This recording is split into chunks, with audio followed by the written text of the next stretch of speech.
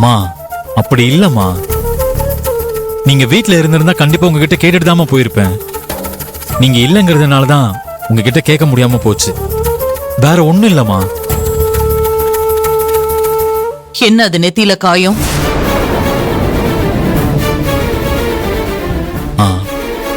அது ஒண்ணு இல்லம்மா, ஸ்லிப் ஆகி கீழே விழுந்துட்டேன். எனக்கு போன் பண்ணி கேட்டா நான் போக விட மாட்டேன். அதனால என்கிட்ட சொல்லாமலே போகணும்னு நம்ம வீட்ல இருக்கிற இவங்க எல்லாரும் உங்ககிட்ட சொன்னாங்களா? இல்லன்னா இதோ இவளுங்க 2 பேர் மட்டும் அப்படி சொல்லி உன்னை கூட்டிட்டு போனாங்களா? அம்மா இல்லம்மா, இதுக்கும் அவங்களுக்கும் எந்த சம்பந்தமும் இல்ல. நானே விருப்பப்பட்டுதாம இவங்களை கூட்டிட்டு போனேன். என்னடி 2 பேரும் சேர்ந்து என் புள்ளைய என்கிட்ட இருந்து பிரிக்க பாக்குறீங்களா? நான் வீட்ல இல்லாதப்போ இவனை வெளியூருக்கு கூட்டிட்டு போனா என்கிட்ட இருந்து மொத்தமா பிரிச்சிடலான்னு நினைச்சீங்களா?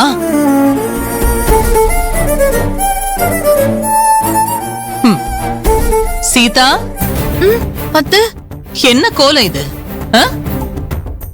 உன் புருஷன் தான் புத்தி கெட்டு போயிருக்கானா? நீயும் இவங்களுக்கு உடந்தையா?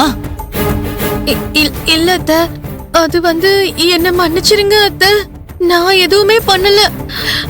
மகளினி தான் ஆதி தம்பியையும் மதியையும் ஏற்காட்டுக்கு அனுப்ப ஐடியா சொன்னான். அப்புறம் அவரு கூப்பிட்டதாலதான் அப்புறம் அவருக்கு துணையா நாங்களும் போக வேண்டியதாயிடுச்சு. போதும், நீ பேசாத. நான் உன்ன அப்புறமா கவனிச்சுக்கிறேன். சரிங்க அத்தை, ஓகே. முதல்ல என் பையனுக்கு நீ கல்யாணம் பண்ணி வச்ச திருட்டுத்தனமா இப்போ இவனை கூட்டிக்கிட்டு தனியா ஏற்காடுக்கு போற அளவுக்கு நீங்க துணிஞ்சிட்டீங்கல்ல? என் குடும்பத்துக்குள்ள நுழைஞ்சு உங்க இஷ்டத்துக்கு பண்ணிக்கிட்டு இருப்பீங்க, நான் சும்மா வேடிக்கை பார்த்துட்டு இருப்பேன்னு நீங்க நினைச்சீங்களா? இங்க பாருங்க மா, புதுசா கல்யாணமானவங்க தனியா ஹில் ஸ்டேஷன் போகணும்னு ஆசைப்படுறதுல என்ன தப்பு இருக்கு? எதுக்குதான் நீ பெருசு பண்றியோ? நீ இப்படி பேசுறத யாராவது கேட்டாங்கன்னு வை, உன்னதான் தப்பா நினைப்பாங்க. நீ நிறுத்து. சரி தப்ப பத்தி எல்லாம் நீ பேசக்கூடாது.